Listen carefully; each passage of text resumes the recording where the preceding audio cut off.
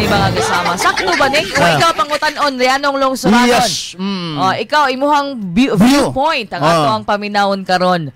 Kini bang paghimo karon sa o paghimog task force ang tawag di ay sa task force dong Irin is task force respect.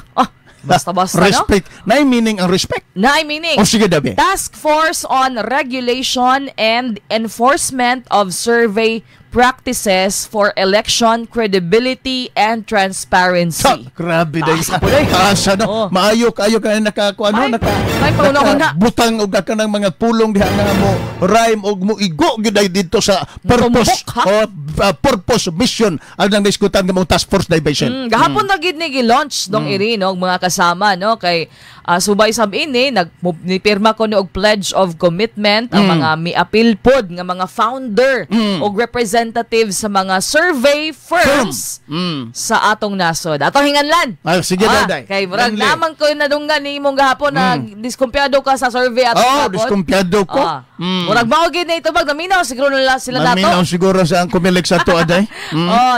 Okta Research. Number 1. Nga believe kay ko panahon sa pandemic. Pero karon day di na ko believe. Di na kay ka buwan. Di na kayo diskumpiyado na. Susunod day. Apil ang Okta. Apil ang Social Weather Station. SWS. Mga ilado gid ni Pulse Asia. Pulse Asia. Agoy. WR Numero.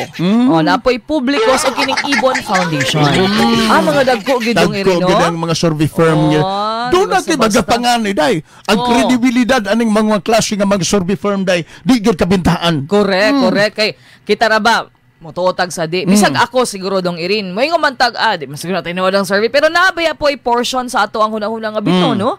Basin tuod niya labi ng mga katawhang Filipino kita dali ra ba jud kaayo ta mo nuog mga labi na narabay uban diha day. Credible. Narabay uban diha day. Dita kay pati kusuga sa survey. Ana. Naibis unta bagya kasama ang mentalidad nato bagya Pilipino mutan-aw unta ta bagya kasama sa kana bitang gitawag natong credentials. Kana bagya kasamang kapasidad sa usa ka kinang politician nga mudagan sa partikular nga posisyon kun kana bagya kasamang posisyon na fit ba siya diha division. Sometimes tong Irin mutuo lang tag survey kung haompod sa atong gustong resulta. Mao gani no kay kwarta-kwarta man. Ana man na. Kitang mga Filipino may nagpagawas og survey ang SWS nya moingon dayon didto. Number 1 si mauna nya o imuhang kandidato suportado nimo ay tinuod na. Pero og dili ka na number 1 imuhang gisuportahan mo ay wala ni. Peke ni. Wala ni. Diharan ni wala ni luto ni nga survey. Di mao ni.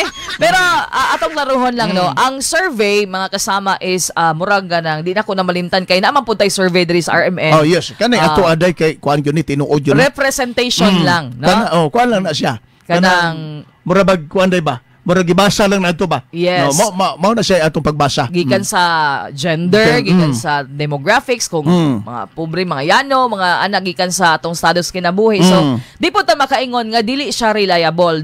Do naman po'y kanang margin of error nga gitawag mga kasama sa research pero nag-represent yun na kay nabe na methodology. Di pa ka makaingon nga di na tinuod pero ang no question about kanang effective ba or tinuod ba ang research. The question now is credible ba ang nag-research? Tinuod ba ang bagya kasama ang resulta sa ilang research? Yes. Dool bas tinuod? Wala ba na impluwensyahan sa mauna? Kaya kung may kag-research, iphon naman na dong Irin. Mao gani no. Wabay negotiation nga moingon day nga pag-survey mo diha mao ni inyong budget. Agoy. Mauna diha ang